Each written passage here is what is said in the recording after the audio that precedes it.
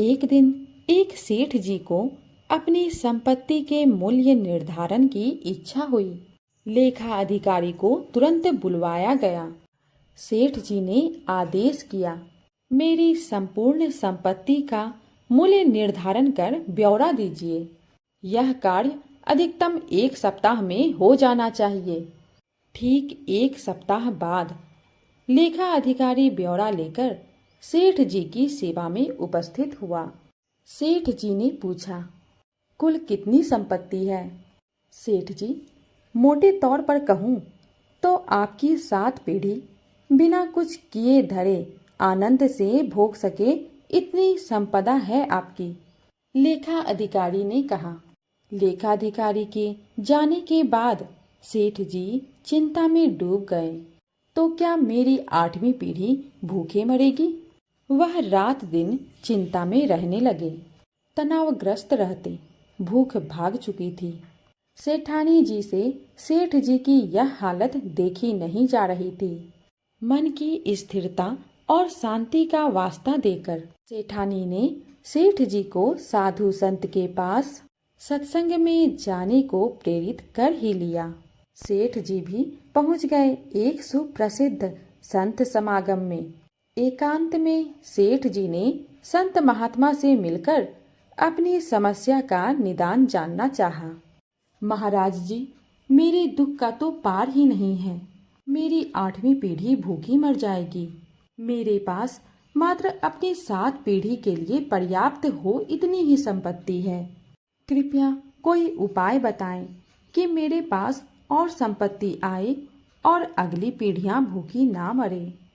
आप जो भी बताएं, मैं अनुष्ठान विधि आदि करने को तैयार हूँ। सेठ जी ने संत महात्मा से प्रार्थना की। संत महात्मा जी ने समस्या समझी और बोले, इसका हल तो बड़ा आसान है। ध्यान से सुनो। बस्ती के अंतिम छोर पर एक बूढ़ी माई रहती है। उसके पास कुछ भी नहीं है। ना कोई कमाने वाला है और ना वह खुद कुछ कमा पाने में समर्थ है। उसे मात्र आधा किलो आटा दान दे दो। यदि वह यह दान स्वीकार कर ले तो इतना पुण्य उपार्जित हो जाएगा कि तुम्हारी मनोकामना पूर्ण हो जाएगी। तुम्हें अवश्य ही अपना मनवांछित फल प्राप्त होगा। सेठ जी को बड़ा आसान उपाय मिल गया। उन्हें अब सब्र कहाँ था। घर पहुंचकर सेवक के साथ 1 क्विंटल आटा लेकर पहुंच गए बुढ़िया माई के पास। माता जी, मैं आपके लिए आटा लाया हूँ। इसे स्वीकार कर लीजिए। सेठ जी बोले, आटा तो है मेरे पास बेटा, मुझे नहीं चाहिए। बूढ़ी माई ने स्पष्ट इनकार कर दिया। सेठ जी ने कहा, फिर भी रख लीजिए। बूढ़ी माँ ने कहा, क्या करूँगी रखकर, मुझे आवश्यकता ही नहीं है। सेठ जी बोले, अच्छा कोई बात नहीं, 1 क्विंटल ना सही, यह आधा किलो आटा तो रख ही लीजिए। बेटा, आज खाने के लिए जरूरी आधा किलो आटा पहले से ही मेरे पास है। मुझे और जरूरत नहीं है। बुढ़िया माई ने फिर स्पष्ट मना कर दिया। लेकिन सेठ जी को तो संत महात्मा जी का बताया उपाय हर हाल में पूरा करना था।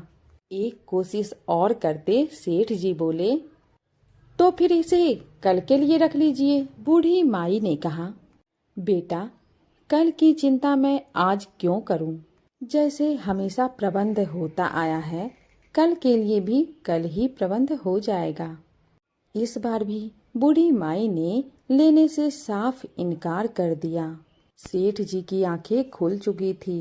एक गरीब बूढ़ी माई कल के भोजन की चिंता नहीं कर रही और मेरे पास अथाह धन सामग्री होते हुए भी मैं 8वीं पीढ़ी की चिंता में घुल रहा हूँ। मेरी चिंता का कारण अभाव नहीं, तृष्णा है। सही में तृष्णा का कोई अंत नहीं है।